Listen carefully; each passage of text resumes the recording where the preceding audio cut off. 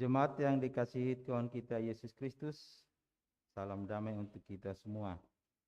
Sudah selayaknya kita hari ini memuji dan memuliakan nama Tuhan yang memberi kesempatan kepada kita bertemu dalam ibadah minggu hari ini untuk memuliakan nama Tuhan pada minggu ke-12 setelah Trinitatis. Allah yang menjadi sumber kebenaran telah nyata di dunia ini.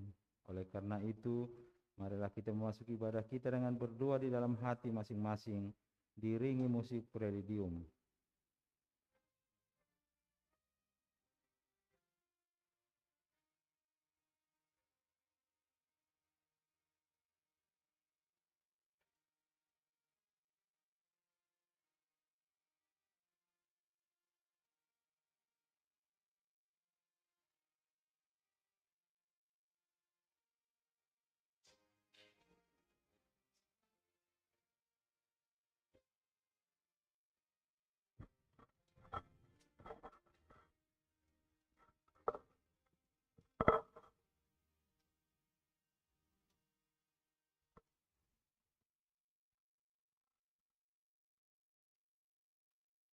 Kita bernyanyi dari buku nyanyian 135 ayat 1 sampai 3.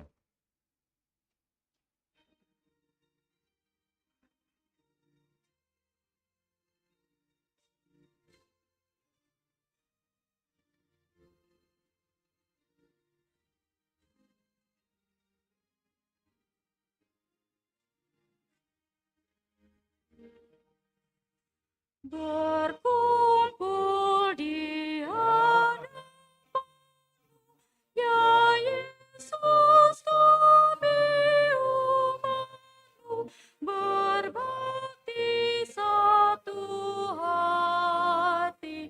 Engkaulah Raja penebus dengan darah-Mu yang kudus. Kau mati karena kami. Terima doa dan syukuran serta hormat dan pujian atas kasih-Mu ya Tuhan. Kau yang empunya semua, ya Tuhan semesta, Kau yang dipuji, walaupun banyak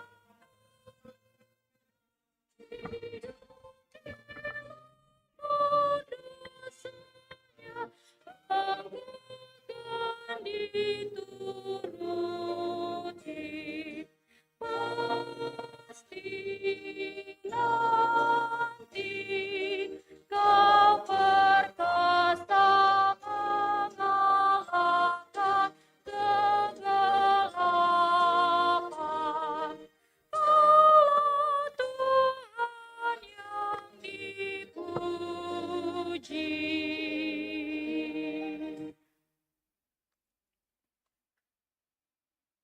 Di dalam nama Allah Bapa dan nama anaknya Tuhan Yesus Kristus dan nama Roh Kudus yang menciptakan langit dan bumi. Amin. Sebab jalan-jalan Tuhan adalah lurus dan orang benar menempuhnya, tetapi pemberontak tergelincir di situ. Haleluya.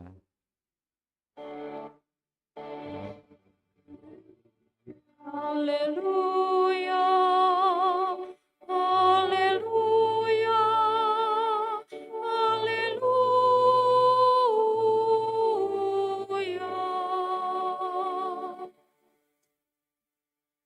Marilah kita berdoa. Ya Tuhan Allah Bapa kami yang Maha Pengasih, tuntunlah kami kepada anak-Mu, supaya kami menjadi milik-Nya. Berilah kepada kami iman dan kepercayaan yang benar, supaya kami beribadah kepada-Mu saja. Janganlah biarkan jemaat-Mu menyandarkan pengharapannya kepada hal-hal yang duniawi, karena Engkau penyelamat dan perlindungan saya. Tolonglah dan tuntunlah kami di jalan kebenaran, menuju kehidupan kekal, karena kasih-Mu dalam anak-Mu, Tuhan Yesus Kristus Tuhan kami. Amin. Kita bernyanyi buku nyanyian 216.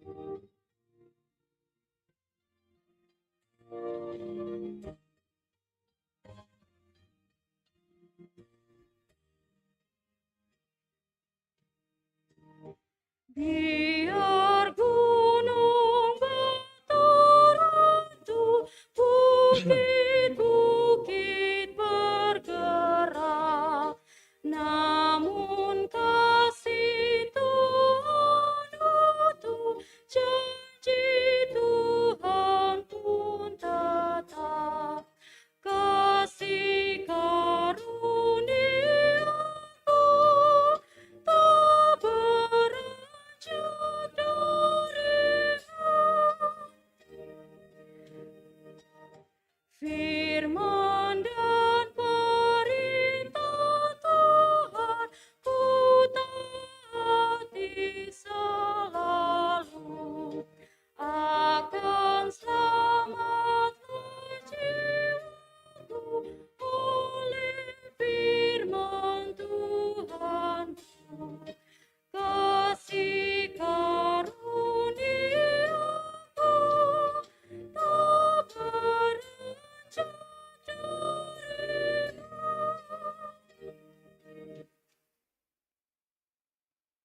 Marilah kita mendengarkan hukum Tuhan yang ditetapkan pada minggu ke-12 setelah Trinitatis, yaitu hukum Taurat ke-5 sampai ke-10. Hukum Taurat ke-5, hormatilah ayah dan ibumu, supaya lanjut umurmu di bumi yang diberikan Tuhan Allahmu kepadamu. Hukum Taurat ke-6, jangan membunuh. Hukum Taurat ke-7, jangan berzina. Hukum Taurat ke-8, jangan mencuri. Hukum Taurat ke-9, jangan mengucapkan saksi dusta terhadap sesamamu manusia. Hukum Taurat ke-10, jangan mengingini rumah sesamamu, jangan mengingini istrinya, atau hambanya laki-laki atau hambanya perempuan, atau lembunya, atau keledainya, atau apapun yang dimiliki sesamamu. Demikianlah hukum Tuhan, marilah kita memohon kekuatan dari Tuhan untuk melaksanakan hukumnya. Ya Tuhan Allah, kuatkanlah kami untuk melakukan sesuai dengan hukum-Mu. Amin.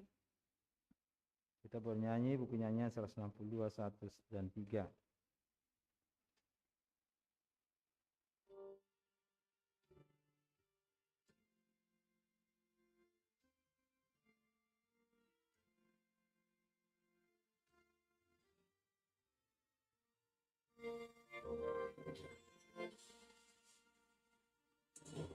Banyak benar, ya Allahku, sungguh berat dosaku. Tak satu pun yang ku temui tempat perlindunganku. Kini Tuhan, kepadamu ku serahkan diriku. Redakanlah amarahmu, janganlah tolak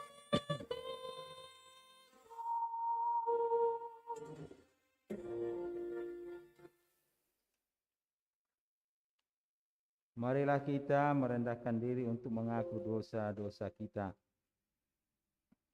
Ya Tuhan Bapa yang Maha Kasih, kami berkumpul bersama-sama berdoa padamu, bukan karena kebenaran kami, melainkan hanyalah karena belas kasihan-Mu yang besar.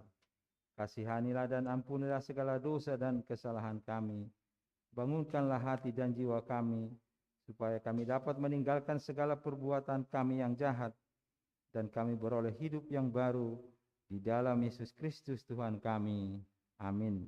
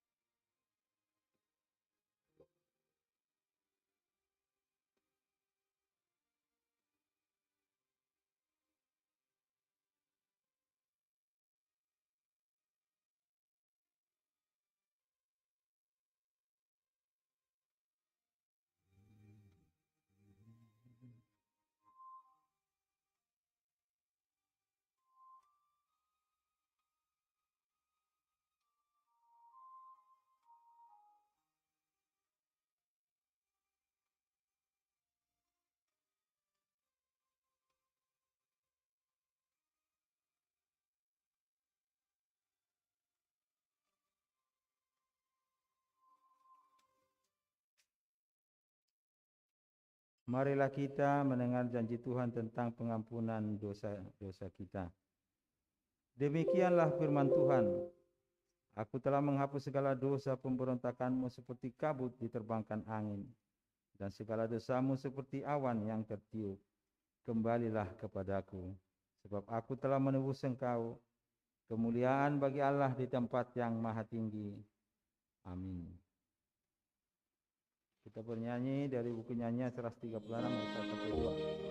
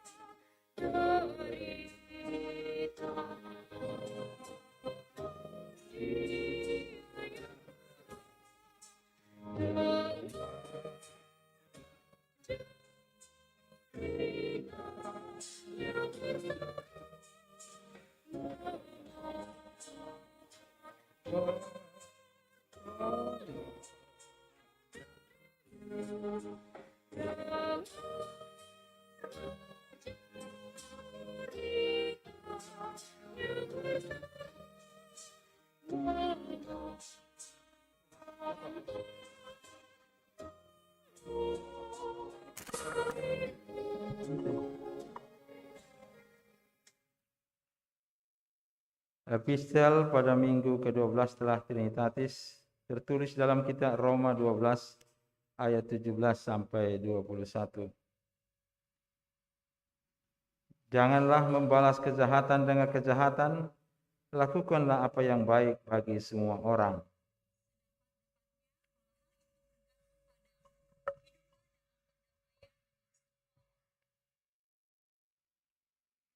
Saudara-saudaraku yang kekasih, janganlah kamu sendiri menuntut pembalasan, tetapi berilah tempat kepada murka Allah, sebab ada tertulis, pembalasan itu adalah hakku, akulah yang akan menuntut pembalasan, firman Tuhan.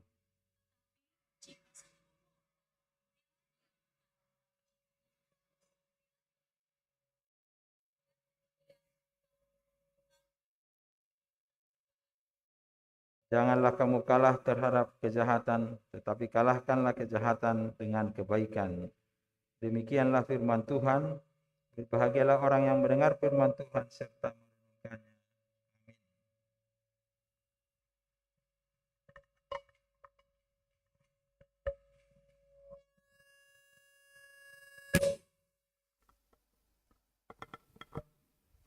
Kita bernyanyi dari buku nyanyian 713 ayat 1 dan 3. Can help you write quickly and confidently, so you never have to slow.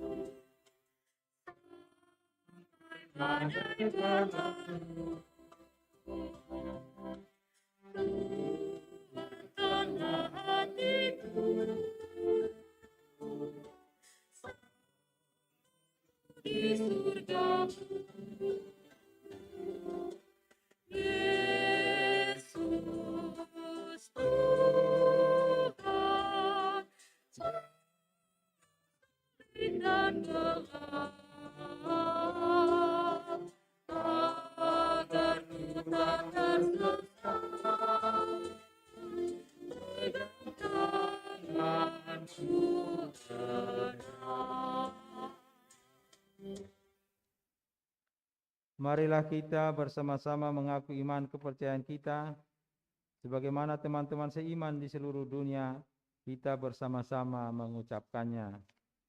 Aku percaya kepada Allah, Bapa yang Maha Kuasa, Khalik langit dan bumi. Aku percaya kepada Yesus Kristus, anaknya yang tunggal Tuhan kita, yang dikandung daripada Roh Kudus, lahir dari darah Maria, yang menderita sengsara di bawah pemerintahan Pontius Pilatus, disalibkan, mati dan dikuburkan, yang turun ke dalam maut, pada hari yang ketiga, bangkit pula dari antara orang mati, naik ke surga, duduk sebelah kanan Allah, Bapa yang Maha Kuasa. Dari sana akan datang kelak untuk menghakimi orang yang hidup dan yang mati. Aku percaya kepada Roh Kudus dan adanya satu gereja yang kudus, persekutuan orang kudus, pengampunan dosa, kebangkitan daging, dan hidup yang kekal. Amin.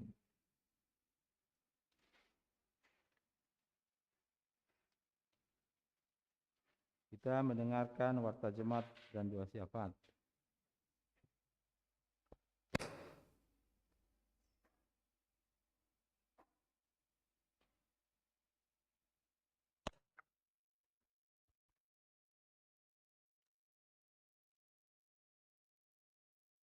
Marilah kita mendengarkan warta minggu kita hari ini. Warta minggu ke-12 setelah Trinitatis, Minggu tanggal 22 Agustus 2021. Pelayanan, nama minggu kita hari ini adalah minggu ke-12 setelah Trinitatis. Topik minggu, orang benar di mata Tuhan. Tutup altar berwarna hijau. Pelayanan ibadah hari ini, yang melayani ibadah hari ini, berkhotbah Pendeta Resort, liturgis Situa James Lee Huta Barat, pembaca warta calon Situa Fendi Pangaribuan. Tuhan kiranya memberkati hambanya yang melayani hari ini.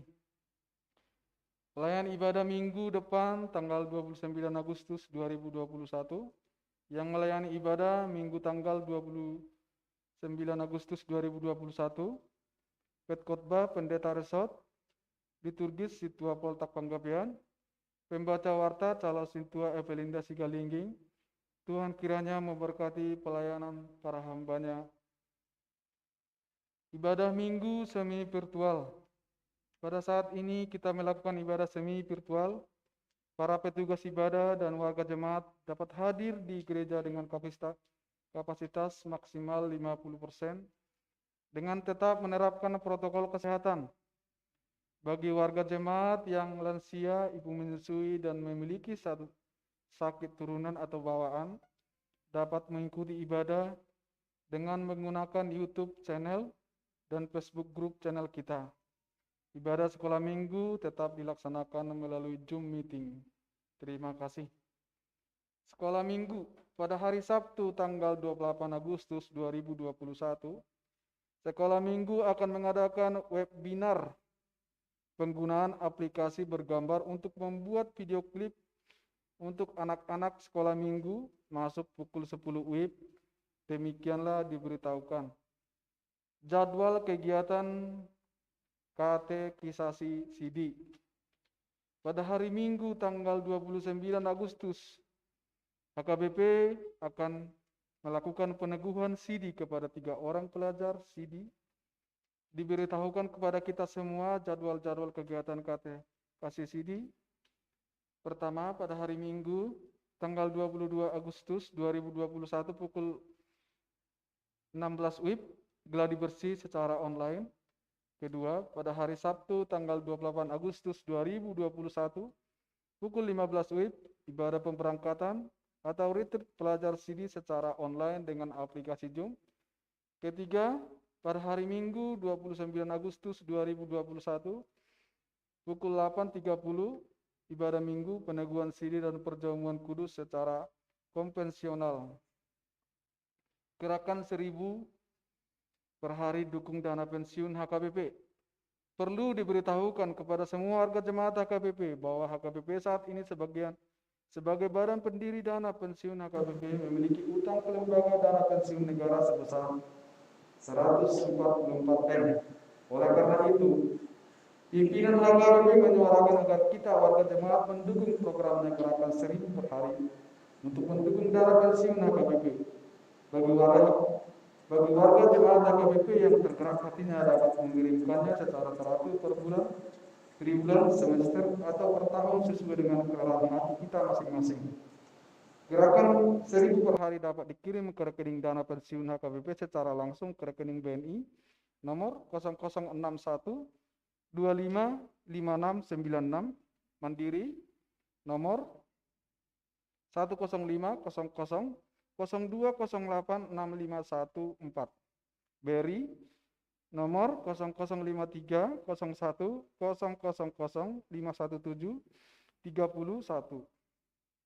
Di samping itu, HKBP Resort Diaspora melalui pendeta resort memberikan dukungan secara bertahap sebesar 300.000 per bulan melalui panitia distrik. Donasi dana pensiun HKBP Distrik 8 DKI Jakarta Raya, Mandiri, rekening nomor 12300 963 00001. Warta keuangan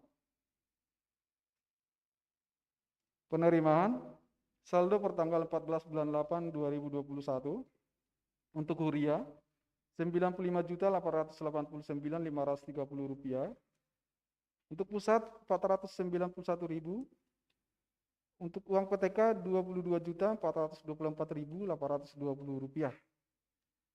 Pengeluaran jumlah pemasukan pertanggal 15 sampai 21 Agustus 2021 untuk Huria Rp9.086.000, untuk pusat Rp344.000, PTK Rp610.000. Total pemasukan Rp10.040.000. Pengeluaran jumlah pengeluaran tanggal 15 sampai tanggal 21 bulan 8 2021 untuk Huria Rp104.959.530, untuk pusat Rp835.000, PTK Rp23.034.820.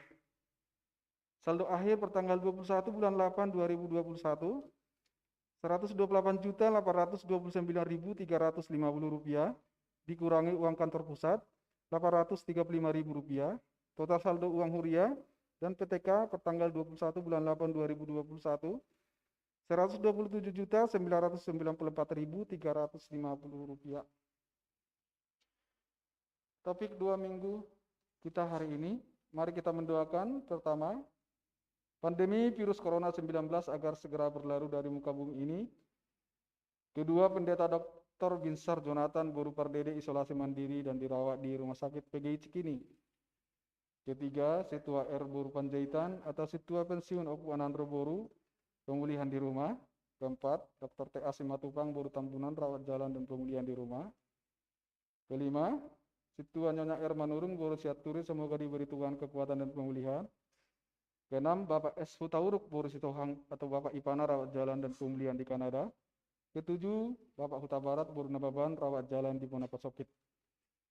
Terpujilah Allah Bapa kita, anaknya Tuhan Yesus Kristus, dan persekutuan Roh Kudus yang memelihara kehidupan kita. Marilah kita nanti pulang dengan damai sejahtera.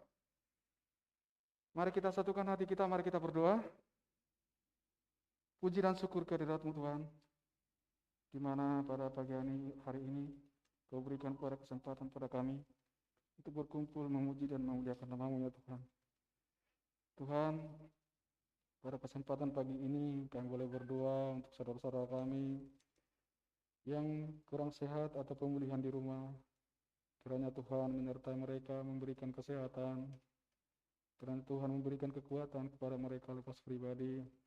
Dan juga kiranya Tuhan memberkati para medis yang memberikan obat kepada mereka ya Tuhan. Supaya mereka dapat bersukacita, memuji dan memuliakan Engkau ya Tuhan. Tuhan, kami juga berdoa untuk negara kami ini. Kiranya Engkau hadirlah di tengah-tengah mereka ya Tuhan. Kiranya Engkau berkati pemimpin kami ya Tuhan. Supaya turut yang Engkau kehendaki ya Tuhan. Tuhan, kami juga berdoa untuk jemaat HKBP Diaspora pada saat ini ya Tuhan, yang melakukan ibadah di rumah secara online, dan juga kami di sini. Kiranya Engkau berkati kami ya Tuhan, lepas pribadi ya Tuhan. Supaya kami juga dapat bersukacita, memuji dan memuliakan nama-Mu ya Tuhan. Juga Tuhan, kami juga tidak lupa untuk gereja kami ini. Kiranya Engkau berkati ya Tuhan, supaya gereja kami bertumbuh ya Tuhan. Juga Tuhan, kami juga berdoa kepada masyarakat di sekitar gereja kami ini, dan juga Engkau berkati mereka Tuhan, supaya mereka dapat mendukung program gereja kami ini ya Tuhan. Tuhan, dan juga virus corona yang ada di dunia ini, kiranya Engkaulah yang berikan kemampuan pada kami ya Tuhan, supaya kami bisa melewati hari-hari kami ya Tuhan. Tuhan, masih banyak yang kami minta, tapi Engkaulah yang menyempurnakan segala dosa-dosa kami ya Tuhan. Dan segalanya itu, ampuni segala dosa-dosa kami yang kami sengaja atau dari ucapan ya Tuhan, supaya kami berkenan di hadapan-Mu ya Tuhan. Terpujilah Engkau Tuhan, dalam nama-Mu, anak-Mu Yesus Kristus yang hidup, kami telah berdoa dan memuji Engkau. Amin.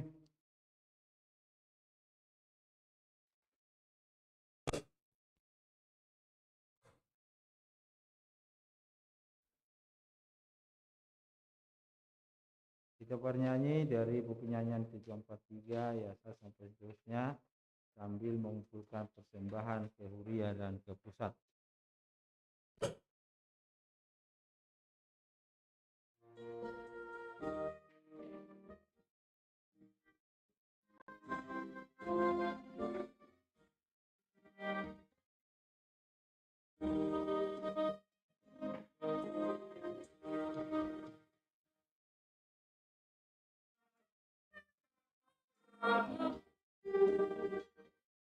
Mengikuti jalan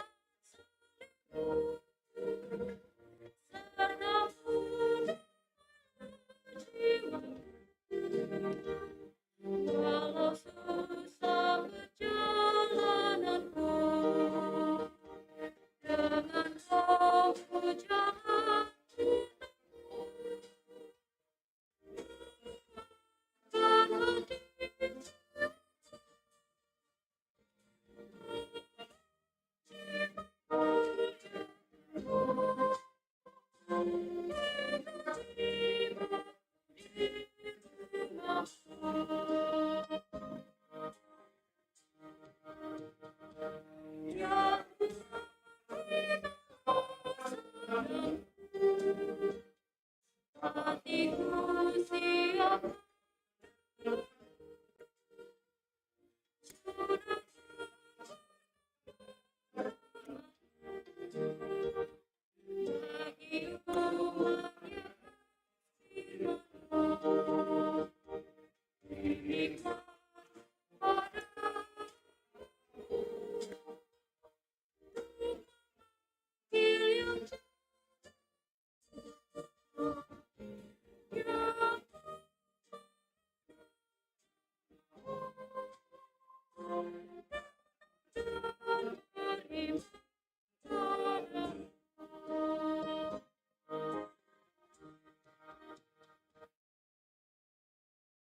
Damai sejahtera Allah Bapa yang melampaui segala akal. Itulah yang memelihara hati dan pikiran saudara-saudari sekalian di dalam Kristus Yesus Tuhan kita. Amin. Jemaat yang diberkati Yesus Kristus, firman Allah yang menyapa kita hari ini tertulis dalam kitab Mazmur 34 ayat 12 sampai dengan ayat yang ke-18. Saya akan membacakannya bagi kita semua. Marilah kita ikuti dalam hati kita dan pikiran kita. Marilah anak-anak, dengarkanlah aku. Takut akan Tuhan akan kuajarkan kepadamu.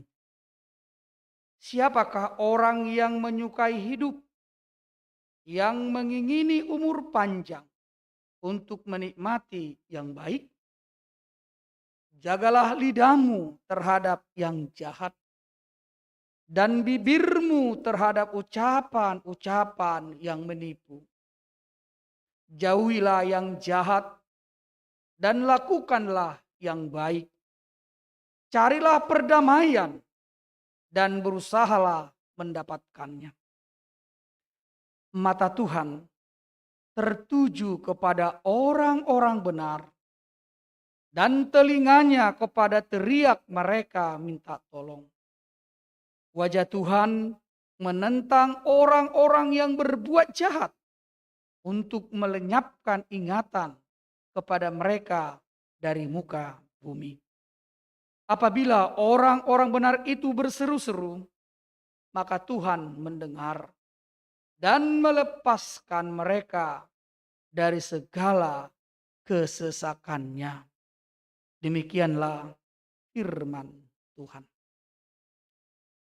Jemaat yang diberkati Yesus Kristus, pada umumnya kita akan memuji Tuhan, bersyukur kepada Tuhan apabila kita mendapat keberuntungan, mendapat sukacita, dan apabila apa yang kita harapkan, yang kita inginkan berhasil dan tercapai.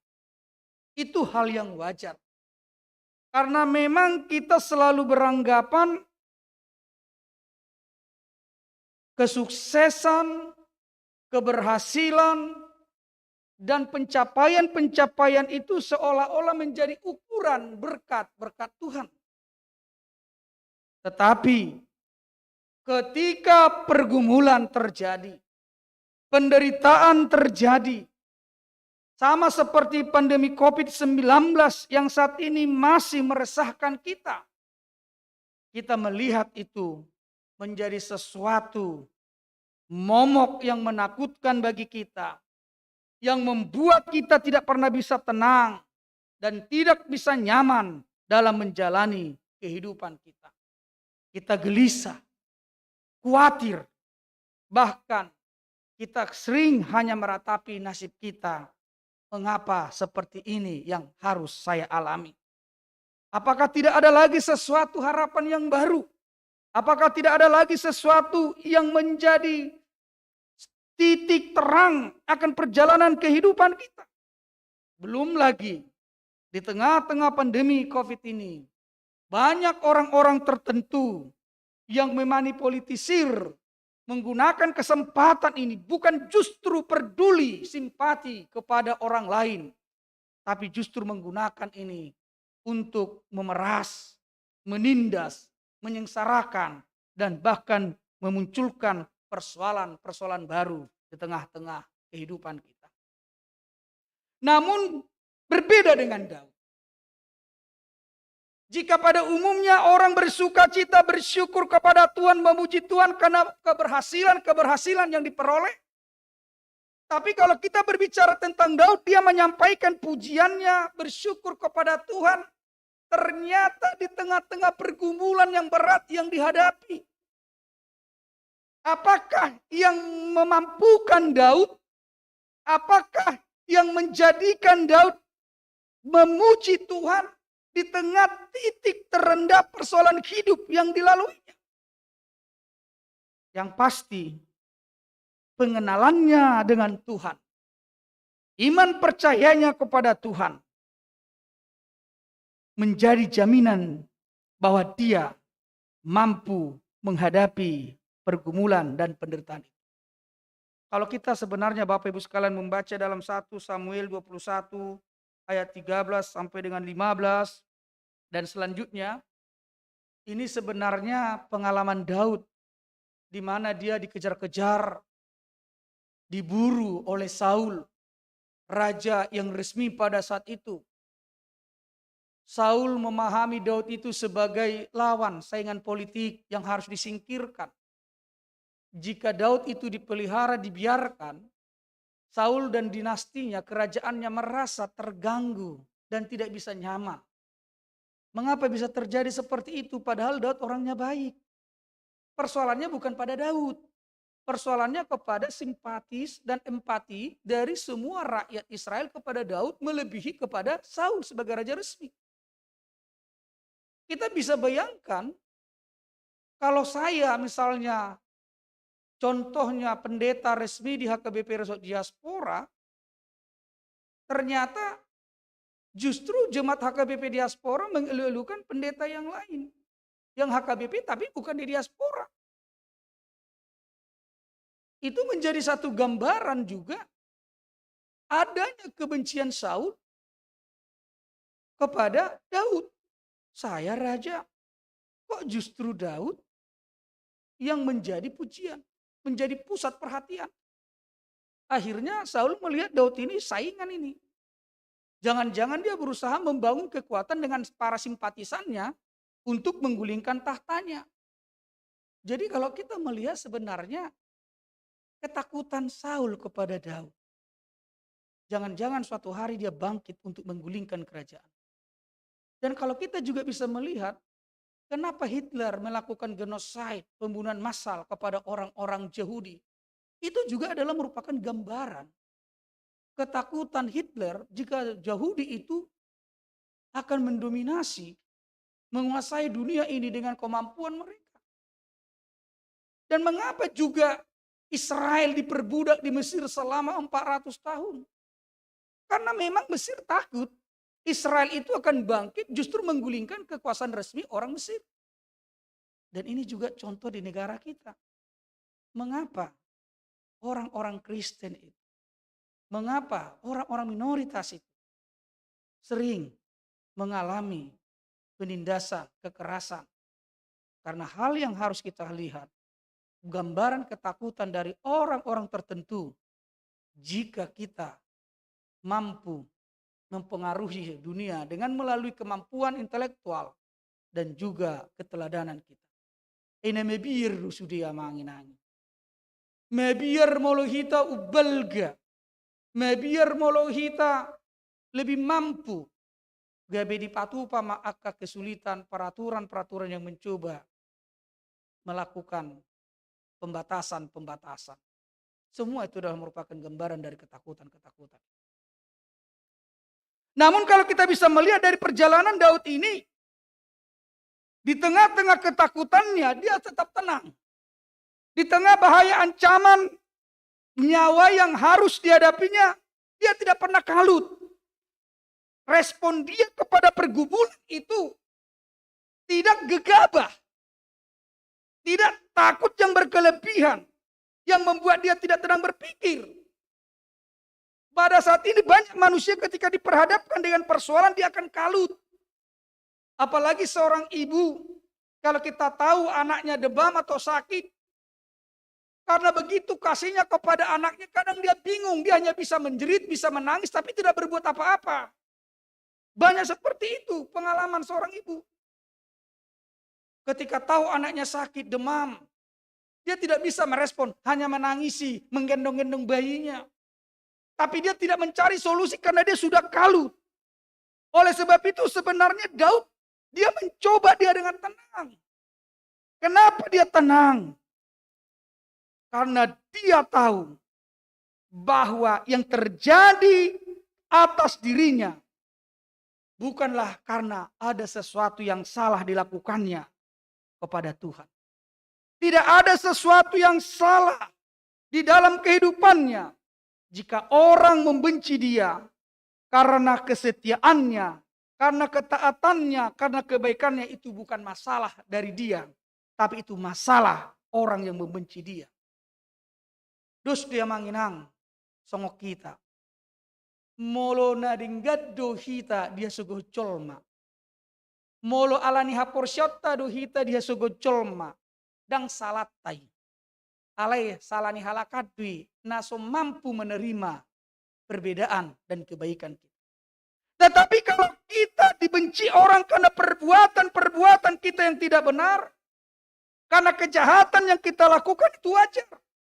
Namun kita harus menyadari ketika sebagai orang benar kita merasa ditindas, merasa dianiaya, tidak perlu khawatir. Daud mengenal bagaimana Tuhan telah beberapa kali menyelamatkan hidupnya. Ketika dia menjadi seorang gembala, ketika dia menyelamatkan dan menjaga kawanan dombanya, dia diperhadapkan dengan para perampok-perampok, para penjahat-penjahat. Tapi dia mampu melewati tantangan itu. Diperhadapkan juga dengan binatang buas, singa, harimau, binatang-binatang liar. Dan juga dengan berbagai macam tantangan di padang belantara. Dia mampu melewatinya. Karena dia selalu menggambarkan Tuhan itu seperti gembala baginya. Itu Mazmur 23. Daud bersaksi, Tuhan adalah gembala. Puncak penyertaan Tuhan itu dirasakan Daud ketika dia juga berhadapan dengan Goliat. Goliat yang saat itu tidak ada orang Israel yang mampu untuk mengalahkannya. Yang pada saat itu orang Israel lari ketika di hadapan Goliat di tengah medan perang.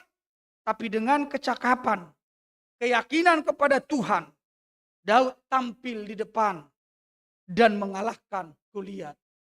Pertanyaan Daud di dalam imannya. Jika bukan Tuhan yang menyelamatkan, jika bukan Tuhan gembala baginya, siapakah yang bisa lagi menyelamatkan dia dari pergumulan dan penderitaan? Oleh sebab itu, Nats ini adalah gambaran di mana Daud dalam pelarian.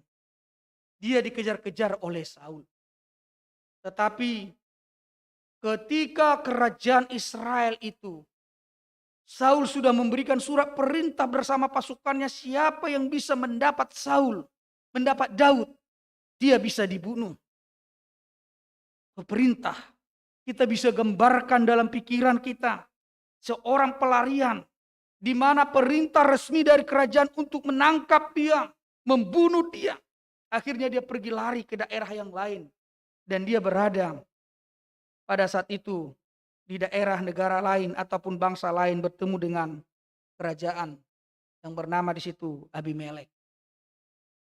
Ketika dia datang, sebenarnya Daud di sana cerdik. Daud justru mengaku kedatangan dia ke Abimelek itu sebagai utusan raja. Tetapi ketika dipertemukan dengan imam lagi, kalau kita baca di 1 Samuel 21, karena raja itu melihat si Daud datang, akhirnya dia bertindak seperti orang gila untuk menyelamatkan diri. Karena ternyata ketika dia dikejar-kejar dari Israel, sampai dia ke Imam Abimelek, dia lapar dengan pasukannya, dia mau minta makanan. Kemudian Abimelek berkata kepada si Daud, kamu dari mana? Saya diperintahkan oleh raja seorang diri. Loh, kalau kamu diperintahkan, kok nggak ada pemberitahuan? Iya, ini misi rahasia. Jadi di sini si Daud juga cerdik, dia bermain. Politik dia di sana. Jadi apa yang bisa saya bantu? Sudah lapar aku, kami sudah lapar. Berikanlah dulu kami roti. Gak ada roti di sini. Kalau kita baca di 1 Samuel 21, ini gak ada roti. Jadi apa yang ada? Roti yang kudus, yaitu yang ada di bait Allah. Boleh kalian menikmati, tapi ingat kalian harus menjaga kudus dulu kalian. Jangan ada kalian melakukan apa-apa. Oh iya gak apa-apa, semua pasukanku ini, kalau tidak salah ada 400 pasukan bersama dengan dia. Kamu semua bisa terpelihara dengan baik. Akhirnya Abimelek, imam pada saat itu memberi dia makan, dikasih roti itu, dan kemudian dia pergi lagi bertemu dengan Ahis yang juga disebut dengan Ahimelek. Ada 2 nama yang hampir mirip, Abimelek dan Ahimelek atau Raja Ahis. Nah, ketika dia bertemu dengan Raja Ahis, karena Israel itu adalah lawan daripada kerajaan Haris, sementara Daud hanya pasukannya sedikit, supaya dia selamat, Daud bertindak seperti orang gila. Dia membuat kepalanya atau lehernya, semualah dia praktekkan menjadi orang gila supaya dia selamat. Dan ternyata selamat. Akhirnya Raja Ahimelek itu mengatakan, pergilah. Disuruhlah si Daud itu pergi, ini sudah orang yang tidak waras. Padahal dia hanya bersandiwara. Setelah dia lepas dari bahaya maut itu, disinilah dia bersyukur kepada Tuhan. Disinilah dia menyatakan yang seharusnya dia mati, yang seharusnya dia tidak selamat, tetapi dengan kemampuan yang diberikan Tuhan kepadanya, dia akhirnya selamat. Dan inilah yang menjadi pujiannya kepada Tuhan. Di mana bahaya maut sudah ada di depan, tantangan sudah ada di depan, tapi dia bisa luput dari ancaman dan kematian. Oleh sebab itu Bapak Ibu sekalian yang terkasih, apakah yang membuat Daud itu bisa selamat? Yang pertama, memang Daud itu selamat karena kasih karunia Tuhan. Allah melihat Daud itu di hadapannya sebagai orang yang benar. Allah memilih dia jauh sebelumnya ketika Saul sudah melakukan kesalahan di hadapan Tuhan. Allah sudah mempersiapkan dia menjadi raja yang menggantikan Saul kemudian. Dia dipandang Tuhan benar di hadapan. Oleh sebab itu siapakah orang yang benar itu di hadapan Tuhan? Orang yang benar di hadapan Tuhan bisa kita lihat adalah di ayat yang ke-12. Orang yang benar di sini, marilah anak-anak, dengarkanlah aku. Takut akan Tuhan akan kuajarkan kepadamu. Orang-orang benar itu adalah orang-orang yang takut akan Tuhan. Seandainya dikatakan apa indikator orang yang benar itu? Indikator orang yang benar itu adalah takut akan Tuhan. Kalau seperti itu, siapakah orang yang takut akan Tuhan? Orang yang takut akan Tuhan adalah orang yang membenci kejahatan dan yang melakukan kehendak Tuhan. Yang mencintai perdamaian. Yang mencintai damai sejahtera kehidupan. Tidak mencintai peperangan dan menginginkan perpecahan. Melakukan yang baik, menjauhkan kejahatan adalah indikator orang yang takut akan Tuhan. Itu sebabnya Daud menjelaskan contoh-contoh bagaimana orang yang takut akan Tuhan itu. Yang membenci kejahatan dan mencintai melakukan kebaikan. Yaitu orang yang menjaga lidahnya terhadap yang jahat. Yang menjaga bibirnya dari ucapan-ucapan yang menipu. Bapak Ibu sekalian terkasih, ada 2 hal yang sering membuat kita menyudutkan orang lain, melakukan kejahatan kepada orang lain, melalui perkataan dan melalui perbuatan kita. Perkataan yang menyakitkan, perkataan yang membuli, perkataan yang menstereotip, perkataan yang menstigma, mendiskriminasikan orang lain. Sama dengan orang yang mempergunakan lidahnya untuk kejahatan. Memang lidah tak bertulang. Tetapi dengan lidah satu kota bisa terbakar. Dengan lidah kita bisa membunuh orang. Dengan lidah kita bisa membuat orang tersakiti seumur hidupnya dan trauma. Dengan lidah kita bisa menghancurkan, menghanyutkan penghuni satu desa ataupun satu perkotaan. Mengapa bisa seperti itu Bapak Ibu sekalian? Dan ingatlah, dengan lidah Yesus Kristus disalibkan dan dibunuh. Dengan adanya 2 orang dan 3 yang menyaksikan kesaksian palsu mengatakan tentang perilaku Yesus di hadapan umum, akhirnya sidang mahkamah agama orang Yahudi memutuskan Yesus untuk disalibkan dan dibunuh. Hati-hati menggunakan lidah. Sering sekali Bapak Ibu sekalian yang terkasih, saudara-saudaraku, maka ada prinsip bahasa Batak yang mengatakan jolo nidilat bibir, asa didok kata. Berpikir dulu sebelum mengucapkan kata-kata. Banyak orang tidak menggunakan kata yang tepat kepada orang yang tepat, pada waktu yang tepat. Sering sekali kita bisa saja ucapan itu satu, sama, tapi ketika saya menyampaikan dengan orang lain menyampaikan beda rasanya. Maka orang Batak mengatakan marna puna dohata.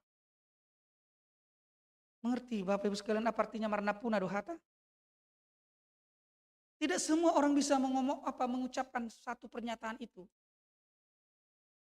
Karena memang ada yang namanya wibawa perkataan itu, jika yang mengucapkan orang bisa dengar. Misalnya, kalau kita berbicara tentang kesehatan, masalah COVID, misalnya bagaimana virus, manakah lebih kita dengarkan? Pendeta yang berbicara itu atau dokter spesialis paru atau spesialis virus yang berbicara tentang itu? Yang pasti dokter. Itu makanya setiap objek ada yang bisa mempunyai wibawa untuk membicarakan itu. Tidak semua. Termasuk masalah sakramen, perjamuan kudus di gereja. Itu tidak bisa dilakukan semua dan itu hanya memang bagian yang dipanggil Tuhan untuk para pelayan bisa pendeta. Karena itu adalah masalah kekhususan. Oleh sebab itu kalau saya berbicara kepada orang yang tamat sarjana, yang hanya SMA, yang hanya SD, kita harus benar-benar memilih kata yang tepat. Bisa saja penyampaian kita sama, tapi orang yang mendengar kita itu mempunyai respon yang berbeda. Yang satu bisa memahami dengan benar, yang kedua masih rata-rata dia mengerti, yang ketiga bisa saja dia merasa tersinggung. Langsung dia nyelutup mengatakan, alana semar sekolah iba. Boleh dipakai merjemita merasa gorik. Boleh dipakai son, padahal sama. Itu makanya sebabnya Bapak Ibu sekalian, kalau kita ingin berkomunikasi dengan seseorang, maka kita harus lihat lawan siapa komunikasi kita. Berarti kita harus menyesuaikan keberadaan kita dengan dia. Lebih gampang orang yang sudah mempunyai pengalaman pendidikan menyesuaikan diri dari mereka yang berada di bawah untuk kita angkat harus ke atas. Sarupa dia manginang dana tunatoras. Jangan kita paksakan anak-anak itu langsung seperti orang dewasa. Kita memaksa mereka langsung naik bercepat itu dan sesuai dengan posisi kita berbicara itu tidak akan bisa nyambung. Karena dia belum pernah mengalami. Menjadi orang dewasa, menjadi orang ayah. Tapi kita sudah mengalami anak-anak remaja sehingga seperti ayah. Oleh sebab itu maka kita yang harus lebih dulu menurunkan diri kita. Memposisikan sama seperti anak-anak supaya bisa nyambung komunikasi. Banyak orang memaksa anaknya harus berpikir dewasa. Berpikir seperti orang tua. Padahal dia belum pernah mengalami itu. Tetapi kalau orang tua berpikir seperti anak-anak, berpikir seperti remaja, berpikir seperti orang dewasa, bisa. Karena dia sudah mengalami hal seperti itu. Sama kalau saya berbicara sama si Barael. Dia ingin, iya kan Pak, itu kan orang Bapak dulu. Saya bilang, Barael, kau enggak emang. Kamu belum pernah jadi bapak-bapak, jadi kau enggak ngerti perasaan bapak-bapak. Tapi Bapak sudah pernah jadi anak-anak. Tahu apa dalam pikiranmu. Tahu dalam hatimu. Karena Bapak tahu dalam hatimu, maka Bapak mencoba menunjukkan kepadamu tentang perjalanan hidup ini. Bagaimana kau ke depan. Maka anak-anak juga harus bisa mengerti, kalau ada orang tua menyampaikan pesan kepada anaknya, jangan langsung dianggap orang tuanya itu jadul. Mengapa? Karena orang tua itu lebih tahu mengalami. Walaupun mungkin secara ilmu pengetahuan anak itu lebih tahu karena sudah banyak akses yang bisa diperoleh. Melalui teknologi, melalui internet, mungkin lebih banyak. Tapi apa yang diketahui oleh anak-anak itu hanya dalam bobot di otak. Belum lagi sampai dalam pengalaman hidup. Banyak orang tua yang di kampung tidak mempunyai pendidikan, tapi dia lebih berhikmat, bijaksana daripada anak-anaknya yang di perantauan yang sudah sukses secara ilmu pengetahuan. Kenapa? Karena mereka berbicara melalui data empiris, pengalaman, experience, pengalaman dia berbicara. Sehebat apa teori kita itu akan runtuh kalau ketika diterapkan tidak berlaku, tidak berhasil. Apapun itu rumusnya. Termasuk teori-teori teologis. Iman itu seperti ini, iman itu seperti ini. Kalau dia tidak bisa diperhadapkan dengan persoalan-persoalan dalam kehidupan, iman itu runtuh. Karena iman itu adalah bagaimana saya berkeyakinan kepada Tuhan diperhadapkan dengan realitas hidup yang pahit, yang suka ataupun duka yang kita jalani. Jadi iman itu bukan sesuatu yang bersifat maya. Iman itu adalah real, nyata, dan juga hiper real, supra real, di atas real dan unreal dan hiper real dan juga super real ada dalam konteks iman itu. Jadi ini hal yang luar biasa Bapak Ibu sekalian, supaya kita bisa melihat dalam penggunaan kata-kata berbicara, lihatlah siapa orang kita berbicara. Dan yang selanjutnya, orang-orang yang takut akan Tuhan itu adalah orang yang selalu berusaha mencari perdamaian. Orang yang selalu mengupayakannya. Jadi orang yang mencari tapi tidak mengupayakan, maka kedamaian itu tidak akan bisa terjadi. Orang yang takut akan Tuhan itu di samping dia mencari itu berarti kira-kira apa yang bisa memadukan adanya perdamaian. Dan dia selalu bukan hanya berpikir untuk mencari, tapi mengupayakan kedamaian itu dengan membangun relasi. Saat ini yang selalu kita bangun itu adalah tembok pemisah. Yang kita bangun adalah bersifat defensif bertahan. Di mana perbedaan-perbedaan yang kita miliki itu menjadi pembatas-pembatas antara kita dengan orang lain. Ada pembedaan berdasarkan usia. Ada pembedaan itu selalu berdasarkan jenis kelamin ataupun gender. Ada pembedaan berdasarkan profesi. Berdasarkan status ekonomi, status sosial. Sehingga kita merasa diri kita selalu bersifat eksklusif tersendiri dibandingkan dengan orang-orang lain. Dan itu akan menjadi pemicu-pemicu perpecahan di tengah-tengah kehidupan kita. Namun saat ini kita ditantang sebagai orang yang benar, orang yang takut akan Tuhan harus mampu menembus tembok itu. Sekat-sekat itu. Tapi kita membangun jembatan, membangun tangga, membangun akses. Apakah akses kita untuk dapat membangun perdamaian itu? Akses kita untuk dapat membangun perdamaian itu adalah kasih dan perbuatan baik. Orang tidak akan mungkin bisa melakukan perbuatan baik jika tidak hidup dalam kasih. Kasihlah yang membuat kita mencintai orang yang berbeda iman dengan kita. Kasihlah yang membuat kita bisa berbuat baik kepada setiap orang yang mungkin dia tidak pernah mencintai kita. Tapi karena kita hidup dalam kasih, kita tidak butuh supaya dikasihinya, maka saya mengasihi dia. Itu sebabnya Bapak Ibu sekalian, kalau kita hidup dalam kasih, kita bisa hidup rukun, damai, dalam perbedaan iman, dalam perbedaan agama latar belakang. Bagaimana kita membangun jembatan itu di dalam kasih persaudaraan, kasih kekeluargaan, kasih tanpa alasan. Kesanalah kita dituntut. Janganlah kasih hanya bersifat eksklusif. Kasih tertutup. Hanya satu ras, satu golongan, satu iman. Jika itu yang kita ciptakan, maka kelompok lain, orang lain akan memandang kita menjadi orang-orang yang tidak bermanfaat dan berguna. Membangun jembatan bagi mereka. Inilah yang dikatakan oleh pemazmur. Orang-orang yang takut akan Tuhan itu menjaga lidah dan juga melakukan yang baik, menghindarkan kejahatan. Jika itu sudah terjadi Bapak Ibu sekalian terkasih, topik minggu kita saat ini, orang benar di mata Tuhan.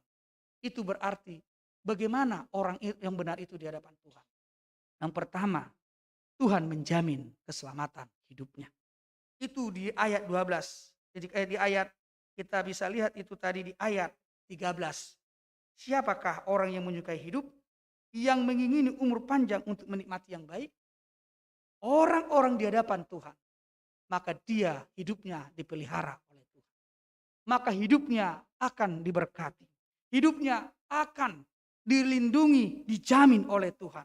Dan di sana akan terdapat kedamaian, sukacita, walaupun dia diperhadapkan dengan pergumulan dan penderitaan. Ketika kita menjadi orang benar, maka Bapak Ibu sekalian yang terkasih, yakinlah Tuhan akan senang pada teriakan kita minta tolong. Sama seperti orang tua, kalau seorang anak-anak minta tolong sama bapaknya, Pak, Mak, tolong. Ketika bagaimanapun jahatnya anak kita, kalau dia sudah datang kepada bapak minta tolong, Pak tolong, Mak tolong, kita akan senang. Dan akan selalu mau menolongnya walaupun anak kita itu jahat. Dak kubuto manginang song liham. Ay molo anak tayo tahe jugul. Molo minta tolong tuh hita. Gabi tapaso budo. Bagaimanapun yang saya tahu, bagaimanapun anak kita jahatnya. Tapi ketika dia datang kepada kita minta tolong dan memohon kepada kita, dia akan kita terima. Demikian juga Allah. Bagaimanapun kejahatan dosa yang kita lakukan, ketika kita berseru, minta tolong kepada Tuhan, tolong. Tuhan sedang menantikan itu dari kita. Tuhan selalu berharap kita minta tolong kepadanya. Dan Tuhan sangat senang menerima teriakan orang minta tolong kepadanya. Dan jika kita mempunyai persoalan itu, berteriaklah, berserulah, minta tolonglah kepada dia. Maka dia akan senang menyambut kita. Amin, kita berdoa. Ya Tuhan, kami bersyukur jika mata Tuhan tertuju kepada orang-orang yang benar dan telinga Tuhan kepada teriak mereka minta tolong. Dan inilah kami Tuhan di tengah pandemi kesulitan yang kami jalani. Kami memohon ajari kami untuk menjadi orang yang benar, orang yang takut akan Tuhan. Orang yang hidup dalam firman-Mu. Dan orang yang senantiasa menjaga lidah dan juga menjaga kehidupan kami, perilaku kami. Supaya tetap melakukan perilaku yang baik dan membenci kejahatan. Tuhan, tuntun kami. Supaya kami bisa menjadi orang benar di mata Tuhan. Orang benar di mata Tuhan adalah orang yang senantiasa berada dalam pemeliharaan, perlindungan, dan yang tetap hidup dalam firman-Mu. Berkati semua warga jemaat-Mu ya Tuhan, tuntun mereka. Khususnya ketika mereka mengalami pergumulan yang mungkin mereka miliki masing-masing. Bukan yang mereka rasakan saja, tetapi juga tantangan-tantangan ke depan yang masih terbuka besar, yang menjadi sesuatu yang mengkhawatirkan kami. Tapi kami yakin dan percaya karena Engkaulah Allah kami. Engkau sudah mempersiapkan kami untuk menghadapinya dan menyertai kami untuk mengalaminya. Berkati semua warga jemaat-Mu ya Tuhan, yang berada dalam gedung gereja di tempat-Mu ini dan juga yang berada di rumah masing-masing. Biarlah kasih setia Tuhan yang memberkati mereka semua. Mereka yang sakit Engkau berikan kesembuhan. Mereka yang bergumul berduka Engkau menghibur. Dan mereka yang bersedih Engkau Tuhan yang hadir memberikan pengharapan. Dan yang lemah Engkau kuatkan. Terpuji dan termulialah nama-Mu ya Tuhan. Di mana gereja-Mu akan melakukan berbagai program ke depan. Yaitu peneguhan sidi bagi warga jemaat-Mu. Biarlah Tuhan yang memberkati, yang memperkenankan mereka untuk menyaksikan iman mereka di hadapan Tuhan dan juga di tengah-tengah jemaat-Mu. Berkati mereka Tuhan dengan Roh Kudus-Mu, supaya mereka dituntun untuk melakukan yang terbaik di hadapan-Mu dan menghindari segala perbuatan-perbuatan yang tidak Kau kehendaki. Dalam Kristus Yesus kami telah berdoa dan memohon ke dalam tangan-Mu. Amin.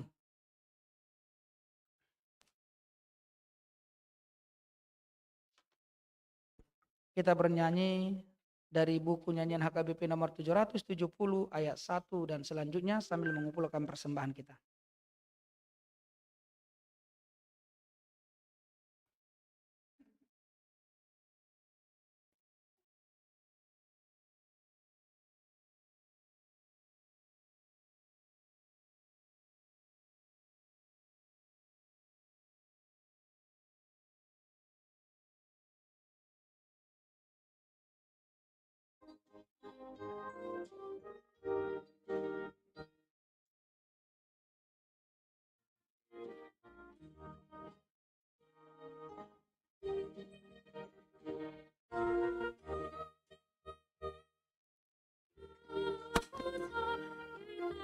Kata memohon pertolongan, musuh kejam datang menyerang, di tangannya kau aman dan tentram.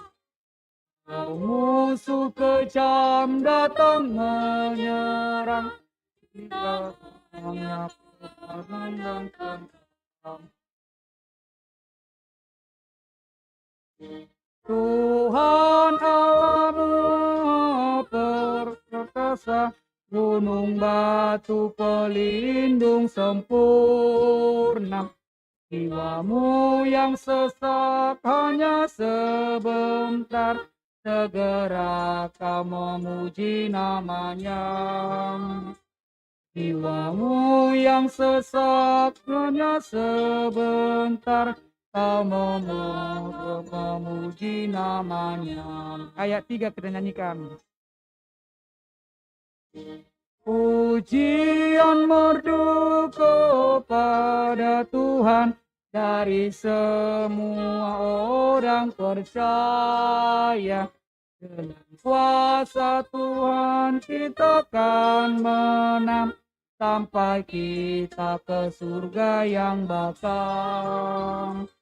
Dengan kuasa Tuhan kita akan menang, sampai kita ke surga yang bakal.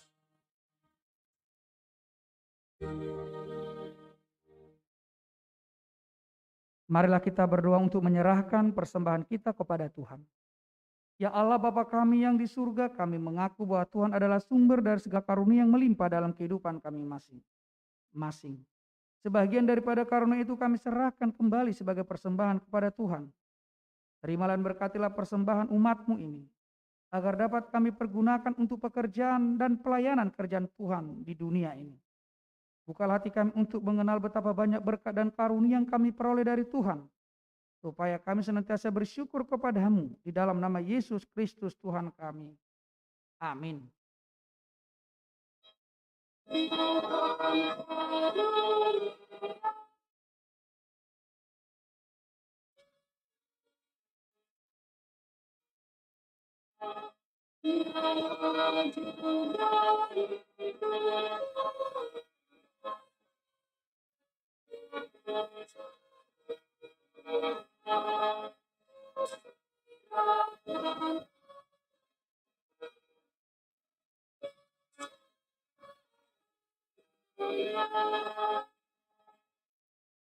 Bapa kami yang di surga, dikuduskanlah nama-Mu, datanglah kerajaan-Mu, jadilah kehendak-Mu di bumi seperti di sorga.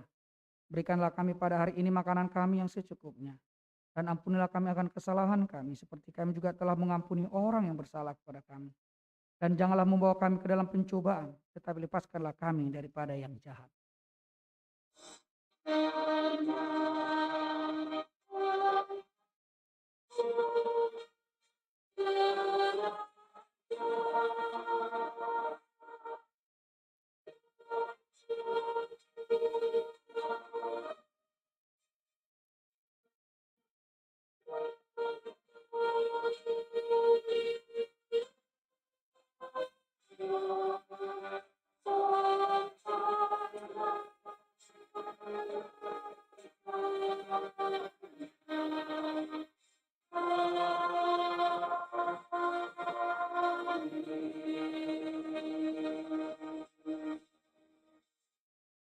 Terimalah berkat Tuhan dari Allah Bapa kita. Tuhan memberkati engkau dan melindungi engkau. Tuhan menyinari engkau dengan wajah-Nya dan memberi engkau kasih karunia. Tuhan menghadapkan wajah-Nya kepadamu dan memberi engkau damai sejahtera.